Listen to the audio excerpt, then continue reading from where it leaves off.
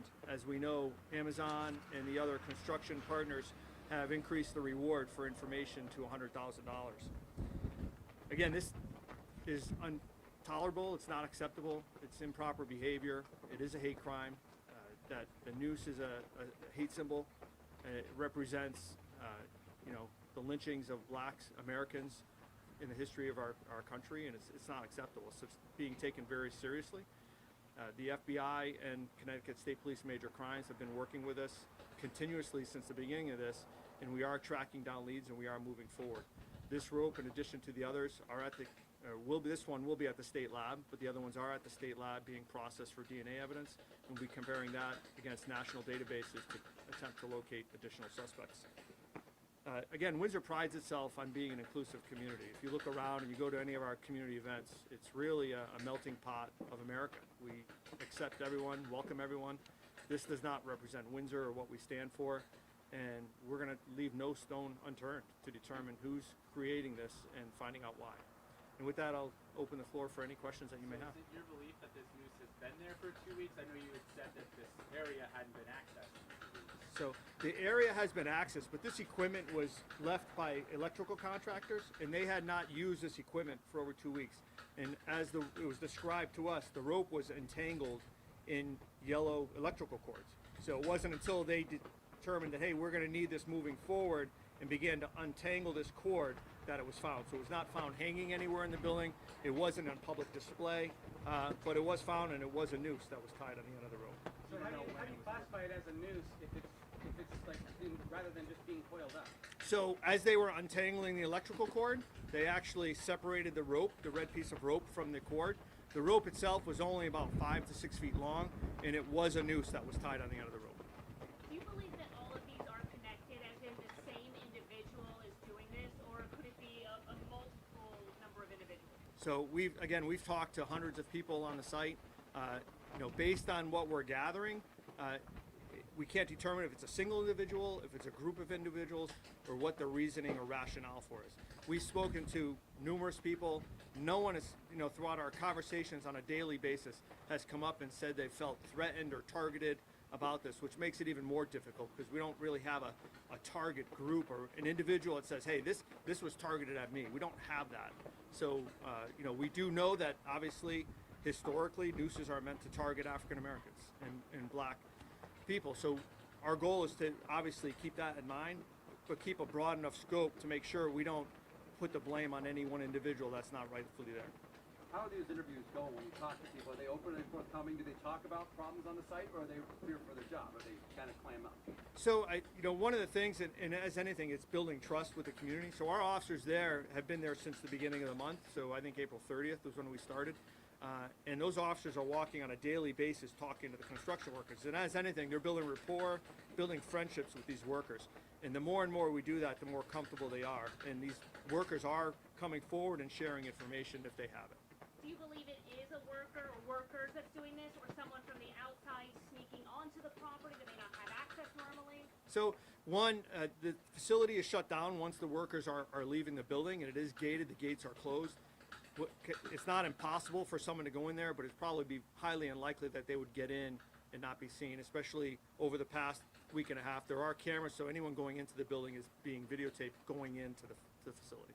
Has Amazon told you how many cameras are on site? Obviously, that's a very big building. They would need a lot of cameras. There are. So there are cameras that are monitoring all the stairwells and access points into the building, so we can get anyone going into the stairs and anyone coming off on any individual floor. And then on each floor, there are cameras positioned throughout the building to capture 360 degrees that are triggered by motion. So, our goal, we do have video. We are going through it with the vendor, and Connecticut State Police are assisting us with that and tracking down the video to see if we have any potential leads on this incident today. Have these video cameras been in the facility, or are they new? When were they put in? So, as you recall, last week, the facility shut down for 2 days. The cameras were in the process of being installed, but obviously you need to set a whole network up. These cameras are all IP based, so you have not only have to get power to them, you have to set up a network to stream them to a location, servers to download the information and record it, and to create that database of all the retention issues that come with video surveillance. So that was put in place before they allowed the site to reopen this week. So the 8th incident would be potentially captured on camera. Yes. Do you feel there's sufficient coverage with the cameras, or do you think there's still blind spots? I mean, that was one of the questions the NAACP had, is how many cameras are in the building? Yeah. So you have to realize that this is, again, 3.5 million square feet. And, you know, we sent out a photo for you to share of the incident. It was today.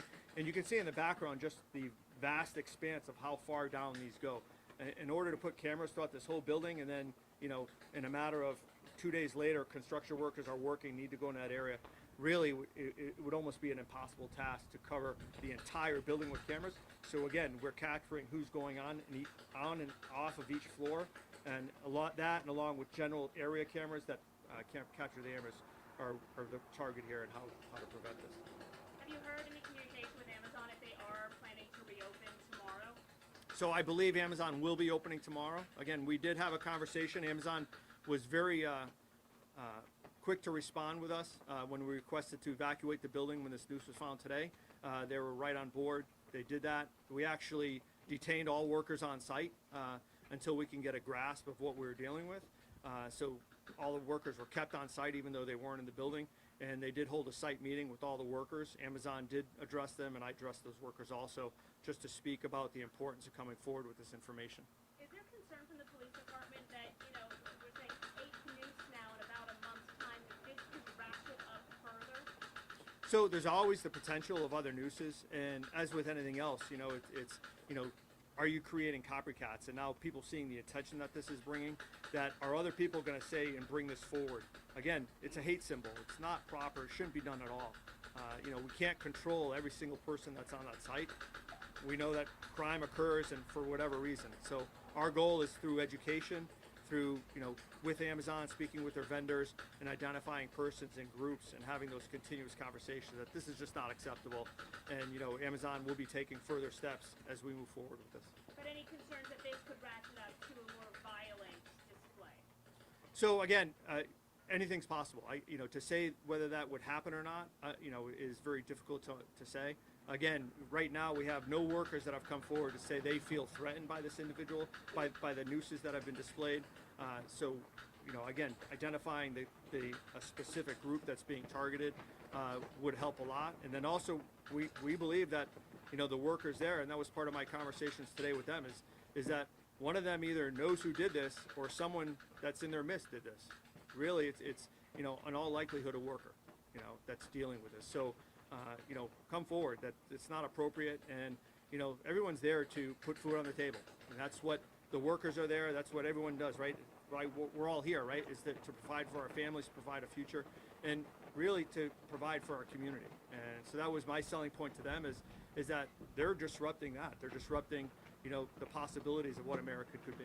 Are there a lot of people from out of the state? Because they were mentioned before, there are a lot of Florida, Georgia. Have you seen Confederate flags on bumper stickers, anything like that, on the bumpers or hats? So I have not seen anything along those lines. Actually, when I first heard that report, I personally drove through the parking lot, which was filled with cars, to see if I could identify anything.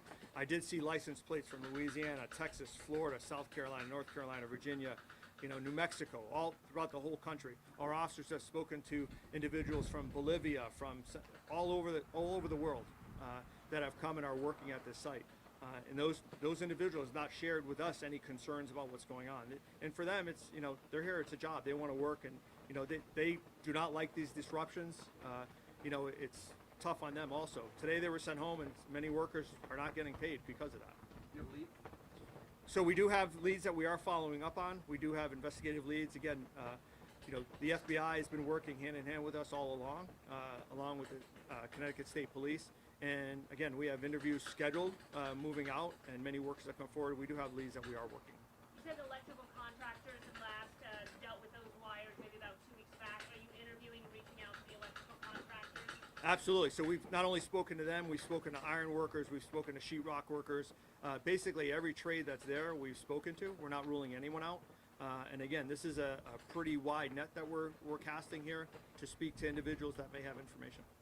Can you explain the seriousness of a hate crime and the charges, penalties? Sure. So in Connecticut, it's illegal to displace a hate crime on private property or public property without written express written permission from the owner. So obviously Amazon has not approved that. So that's a crime in and of itself. I believe it's a Class A misdemeanor. And then we have a hate crime to target individuals based on race or creed. That's a Class E misdemeanor, or E felony, which is punishable by up to 3 years in jail. The NAACP was there trying to talk with the construction company and Amazon. They said somebody called police and that police escorted them from the property. I don't know if you know anything about the exchange. So I do. I did hear a little bit about it. One of the things that, when the noose was found, Amazon was the first one to contact the NAACP, give them an advance warning that, hey, we found this. They had a pre-planned meeting, and my understanding is that meeting was delayed and postponed, and that meeting was not going to be conducted. And so when the NAACP did show up on scene, all the workers had already left. That was part of the thing, is to have a conversation with their workers. And so there were no workers on the scene, and because it was an active crime scene at the time, we asked them to stay at the gate and that we wouldn't allow them onto the scene moving forward until we could determine that. But we did let them stay right at the entrance there to conduct their process. Just to clarify, you said that the cameras were put in over those 2 days that the place was shut down, but this incident happened, you think, 2 weeks ago. So just to clarify, the cameras wouldn't potentially have caused the incident because they weren't there. So you bring up a good point, and that's one of the things we're looking at is the cameras that were in that area. One, will be able to identify if anyone was working with that equipment since the cameras were put in. So again, that will help us on our timeline, whether this is a new incident that just occurred today, or is it something that maybe was from the past and wasn't a new incident but just was never discovered. I know there was a sweep done after the first noose was found. Was there a sweep done after the noose was found last week? Or is it today is now the second sweep to see if there's any others lying around? No, absolutely. So basically every time we've had an incident, we've walked the floors, and our officers and staff are walking that floor every day. So again, I mentioned last week that our officers are putting anywhere from 12 to 15 miles of walking on every officer in an 8-hour shift. So they're walking every floor, talking to the workers, and they're observing and checking for these. The rope that was found today, the noose that was found today, was obviously tied in with rope, so it wasn't readily apparent that that's what it was or where it was. Was it tying the wires together? Was it used as a knot, or was it clearly a noose? So this one was clearly a noose. So whether it was used to tie and hold the ropes up, I'm not sure. But this was clearly a noose. How it was entangled in the rope and into the electrical wire, I'm not sure. But as you can see in the picture, they started stretching it out. There was a big knot there, and that's when they removed the rope and realized what they had. How many Windsor police officers are on each floor? So we have, during the day, we have 5 officers walking the floor. So Amazon also has private security there. I believe today there was 11 different security officers in addition to our 5. So you have 16 personnel walking the floors, so that gives you 3 or 4 on a floor at any time. And just to clarify, was there any cameras at all on any of these floors prior to the 7th incident that happened? So the cameras were in the process of being installed, so they weren't active at the time. There were no cameras on site. There was cameras on site, but mostly monitoring the exterior of the building. So if each charge, if each one comes with 3 years, would this person be potentially facing 24 years in prison for each count? Yes, that's potentially it.